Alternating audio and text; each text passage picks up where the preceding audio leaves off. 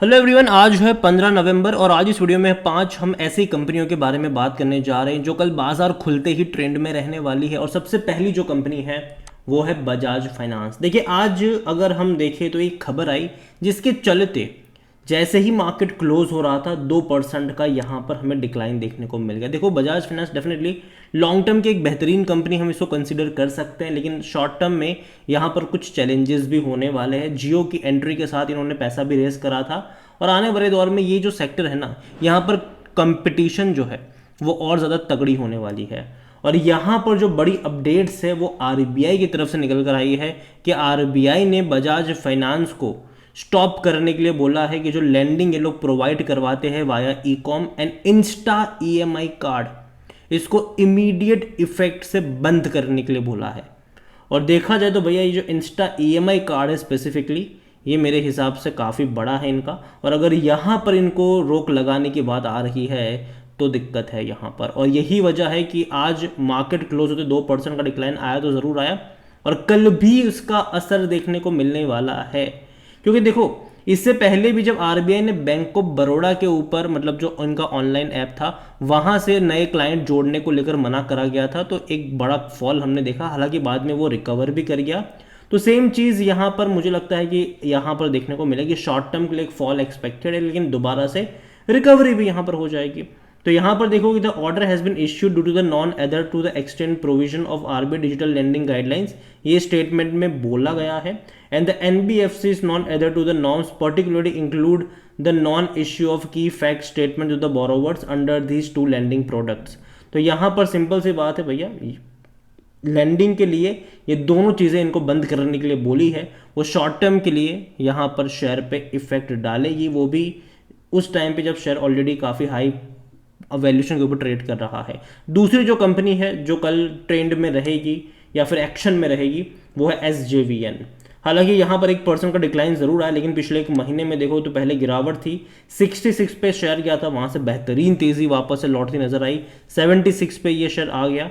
और पिछले एक साल में देखोगे तो परफॉर्मेंस है, पैसा डबल करके दिया है इस कंपनी ने। टेम्पररी फॉल आया ज़रूर था जब यहाँ पर कुछ शेयर्स बेचे गए थे प्रमोटर्स की तरफ से, और तब डिक्लाइन आया, लेकिन वापस से रिकवरी भी लौटी। और कल जो खबर ट्रेंड में रहेगी वो ये है कि SJVN का जो भैया हाइड्रो इलेक्ट्रिक जो प्रोजेक्ट है पावर सप्लाई का, वो स्टार्ट हो जाएगा। जो first unit of 30 megawatt capacity जो है वो स्टार्ट हो जाएगा पावर सप्लाई करना, और ये हमेशा अच्छा माना जाता है।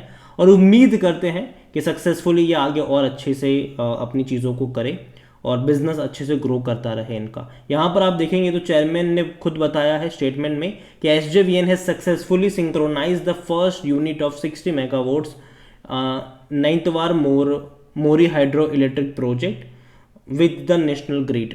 तो ये बताया गया है और उम्मीद करते हैं कि बेहतर होने के लिए। तीसरी कंपनी जो ट्रेंड में कल रहने वाली है, हालांकि आज भी इसने बहुत बड़ी तेजी दिखाई थी, और वो है स्नोमैन लॉजिस्टिक। यहाँ पर अगर इस कंपनी के बारे में देखें तो आज 8.5% की तेजी थी यहाँ पर, और पिछले एक महीने में देखें तो अच्छी रफ्तार है, 50 रुपये से नीचे शेयर गया था, वापस तेजी बनी। और यहाँ पर ना प्रमोटर पिछले कुछ टाइम से लगातार बाई कर रहे हैं। इससे पहले प्रमोटर ने इसी साल जून महीने में एक बड़ी क्वांटिटी खरीदी थी अपनी ही कंपनी के। अभी दोबारा से प्रमोटर ने और एडिशनल जो शेयर्स है वो खरीदे हैं। अब कितने खरीदे हैं यहाँ पर, तो प्रमोटर ने तकरीबन 4.36 लाख शेयर्स खरीदे हैं, जो कि 0.26% का स्टेक होता है। और जो शेयर्स खरीदे गए हैं वो 12-13 नवंबर के दौरान खरीदे गए हैं। तो प्रमोटर की तरफ से यहाँ पर बाइंग देखने को मिल रही है। इससे पहले प्रमोटर जून महीने में बाई कर रहे थे, और भैया प्रमोटर क्यों बाई करते हैं, जब उनको लगता है कि भैया कुछ तो है यहाँ पर। तो यही वजह है कि आने वाले कुछ टाइम के लिए एटलीस्ट ये कंपनी मुझे लगता है कि ट्रेंड में रह सकती है, कल ही नहीं, आने वाले कुछ टाइम के लिए। और जो चौथी कंपनी है वो ईवी से जुड़ी है, सोना BLW। देखिए, यहाँ पर आज 5% की तेजी आई है, और एक महीने में देखो तो तेजी शानदार है। 508 रुपये का शेयर था, बेहतरीन तेजी है। अगर मैं इसके लोअर लेवल से कंपेयर करूँ, जो 508 रुपये के लेवल से अगर मैं कंपेयर करता हूँ यहाँ पर, तो कम से कम 15% की तेजी यहाँ पर देखने को मिल रही है। 12-15% की तेजी आई है, और आज एक बहुत बड़ी तेजी आई, और उसकी सबसे बड़ी वजह है टेस्ला। देखिए, टेस्ला जो है वो बढ़ाने वाला है अपना इंपोर्ट यहाँ पर, और बिजनेस स्टार्टअप करने वाला है। और ईवी को लेकर अगर हम देखें तो डेफिनेटली ये एक बड़ी कंपनी है। तो कहीं ना कहीं माना जा रहा है कि जो कंपनी इस सेक्टर से मतलब जुड़ी हुई है और जिसका इस्तेमाल टेस्ला कर सकता है, फिर टेस्ला का इस्तेमाल जो कर सकता है, कहीं ना कहीं उन कंपनियों में यहाँ पर आपको तेज़ी देखने को मिल रही है। और पीयूष गोयल का ही ये स्टेटमेंट था पूरा का पूरा। तो आज जो तेज़ी यहाँ पर देखने को मिली वो इसी टेस्ला की वजह से थी, ठीक है। और शायद कुछ दिनों के लिए कंटिन्यू रहे, क्योंकि अगर हम बात करने जाए इस कंपनी में तो 800 रुपये के लेवल से ये लगातार गिरा था, 400 रुपये तक गया, वापस से तेज़ी बनी, 600 पे गया, वापस गिरा, 508 पे गया, अब वापस अटेम्प्ट कर रहा है तेज़ी दिखाने का। तो कुछ टाइम की तेज़ी रहेगी, बाद में गिरेगा भी सही, ठीक है। ऐसा नहीं कि तेज़ी हमेशा कंटिन्यू रहेगी, बीच बीच में ये गिरता भी रहेगा। और जो पाँचवीं और आठवीं कंपनी, सॉरी जो पाँचवीं और आखिरी जो कंपनी है वो है डाबर।